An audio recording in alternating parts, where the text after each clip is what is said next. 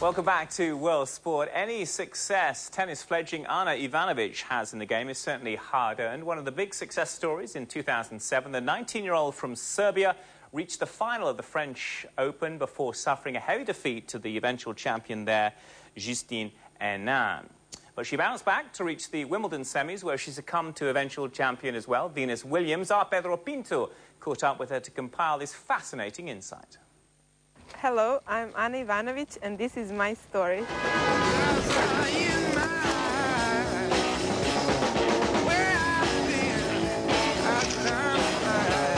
Can you put some mic, please? It's mic. Thank you. Can you tell us a little bit about how you got involved in the game? Yes, from the early age, I never played with dolls. I always carried some rackets or balls around. And then when I was 5, I really liked Monica Seles. I watched tennis all the time on TV. And she was from Serbia, so they showed a lot of her matches. And then I saw a commercial for a tennis school, and I forced my parents to sign me in. So for a 5th birthday, my father brought me a small tennis racket, and a month later, I started playing tennis. It wasn't always easy, though, because I've heard at first you had problems finding a place to practice, and you even had to practice in an empty swimming pool, right? Yes, it's hard to imagine, isn't it? It is. With a net or without a net? With a net. With a net, yes. okay. But yes, I started in the tennis club, which was really far away from home, and then I moved to this club, which was closer, and it was in the swimming pool. They emptied the Olympic swimming pool, and they put carpet inside and placed 2 single courts in there. But because the wall was so close, we couldn't really play cross, so it was a little bit hard practicing, but I guess we didn't know for better, so we appreciate what we had, because there was not many indoor courts in Serbia at all, but now I hope it will change. But actually, kids are still practicing there. They are? They are. It still exists. Well, now you have to name that swimming pool maybe the Ana Ivanovic swimming pool one day, and then it will be famous for that. Maybe. Actually, also Tipsarevic, he came from same club, so he practiced there as well. How did it all start? And how did you spot Ana first, and how did you two get together? It started a few years ago, actually around 4 or 5 years ago. I was playing tennis in Switzerland. Not professional and not really good, but I played tennis, and the guy that was actually coaching me, training me, was a Serb. So one day he came up to me and said, Dan, you know, I know you're doing some stuff, because I have a company called Juice Plus, so I'm in nutrition business. So this guy came to me and said, Dan, you know, there's a little girl. I mean, she was not little, there is a tall girl, but a young girl. How old was she at the time? I think she was end of 13. Okay. And she's not bad in juniors, and you know, and her management group or a manager just went bankruptcy. And like the parents, they don't have enough money to support her. So would you step in? Would you help? You know, for me it was actually a normal thing, because I was investing in companies, I was, you know, having share of some other stuff, but I thought like it would be exciting, it would be a great challenge to work with a human, to do something, you know, not a product or a company, but to work with somebody that is alive, and with a business that is very alive. So it was actually, I just wanted to meet them and find out if I can do it. Yeah, but it's hard, because if someone comes out pretty much out of the blue and says, look, I've got someone that you should have a look at and you should invest money in, yeah. I mean, that's a risk. You're taking a risk because you don't know. Oh yeah, I was totally naive. And you know, looking back now 4 or 5 years, I was totally naive. But at that time, I didn't think about that. You know, I just thought, let me meet this girl, let me meet the parents. And, you know, I was used to help some sport people, not with money, but with products, with the product I was selling.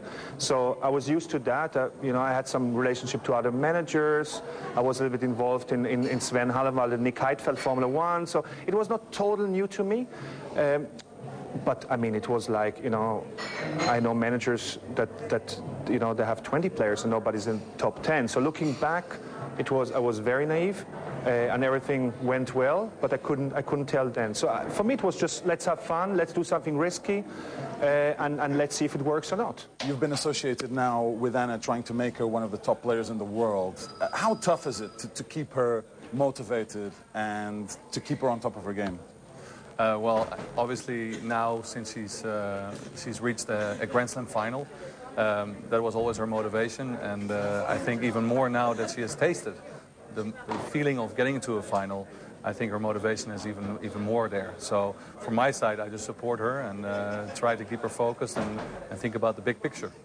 I know her since I think we were 5 years old. We're the same age, so her father went with my uncle together in the school, so that's how we met each other. But we were really young, 4 or 5 years old, and we basically started at the same age to play tennis in the same city in Belgrade. But we didn't play together. She played in another tennis club, but we grown up together basically, you know, on the tournaments, under 10, under 12, under 14, you know, back in Serbia or in Europe. And, you know, she's a fantastic person, fantastic girl, and she's very talented. And as you can see now, she's playing very good. She has a great season. She reached the top 10, so I think she has a big potential to be the best player. I definitely thought for the last couple of years that she really has some great weapons in her game and that she has some great possibilities. Now, you know, everything has to come together at some point to break through, and she did it, and she's done a great job in the French Open, and, you know, learned maybe a little bit of a hard lesson in the final, but definitely think that it could help her at some point in her career to, you know, to face these difficult moments that you have to face sometime in a career. And but she's definitely one of the best players coming up.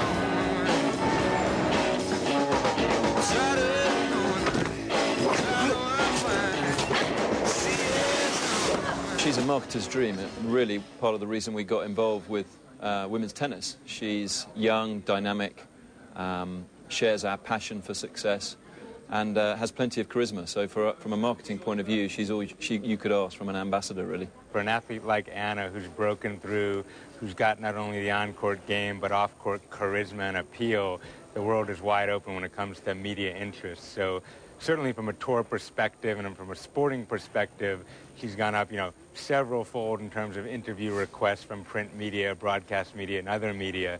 More importantly, she's an incredible attraction to the Vogues of the world, the Els, the Marie Claires, and that's what I think is truly special about Anna and special about women's tennis. People want to know more and more about Anna off the court as well, and you're involved obviously with a lot of campaigns and ads. How is it when you are in the center of attention and people are constantly taking pictures and, you know, wanting to talk to you? In the beginning it was strange because everything happened so fast, so I didn't know how to deal with it, but then by the time you learn how to deal, and you also appreciate these things, and I also realized if people give you attention and they ask for you make a lot of requests, it also means you're doing good and you have potential to do good, so that's also very motivating. Now, obviously, you're a pretty girl as well, and previous tennis players like Anna Kournikova got a little bit distracted with a lot of the attention she got. Maria Sharapova now is always, as you know, on TV, always associated with commercial projects. Are you scared that may take a little bit of your focus away when people always want to take you know, Anna, also the pretty girl that you are and not the tennis player?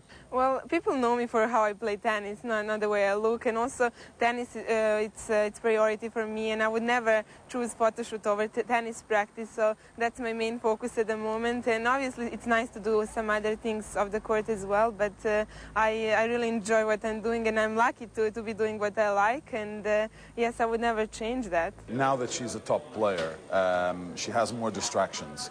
Do you think she's changed as a person ever since she started winning more matches and winning more titles as well? How do you keep a player like that grounded? Well, I mean, that's obviously her personality. I mean, she's pretty grounded herself as an individual.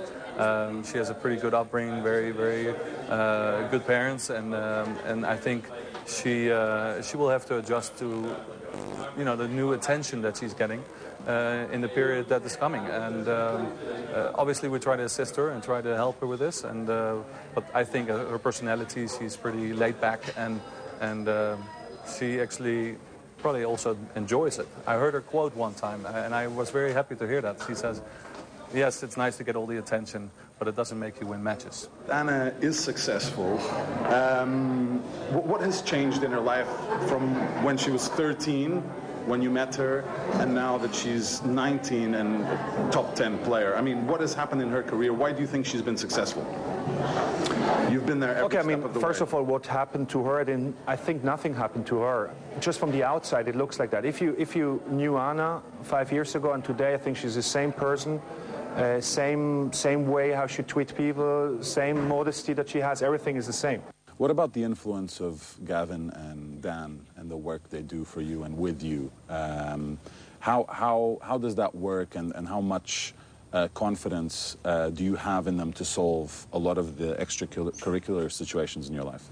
Well, Dan was really helpful, and he always supported me fully, and I really appreciate that, because I was maybe 16 when he started managing me, and he always believed in me, and that gave me confidence to keep on practicing and keep on playing, because it was tough at the time back home. We didn't have really financial support, and he was there, and even when I had bad tournaments, he was still there and believed in me. So I'm really thankful to him, and still now we have a great relationship. It's not a typical manager-player relationship. It's more like a friend relationship. So that's very, very good for me. And on the other hand, Gavin was really helpful with my site, and he's doing a great job. And I learned also a lot from him, and some things I can use also for my life. And that's a great team I have around me. And a second straight Grand Slam, second straight semi-final appearance at least. After losing to Justine in the French Open, were you expecting to make it this far at Wimbledon? No, not really, because it's obviously very hard. They're very close tournaments together. So after French, I had some time off, and then I was back on court practicing, preparing for grass. But when I came here, I didn't expect to get this far again, and just took it match by match, and played a lot of tennis, especially in the second week, because of all the rain delays. We had a lot of tennis in that last couple of days, but I definitely enjoyed my time here, and I was really happy with my performance.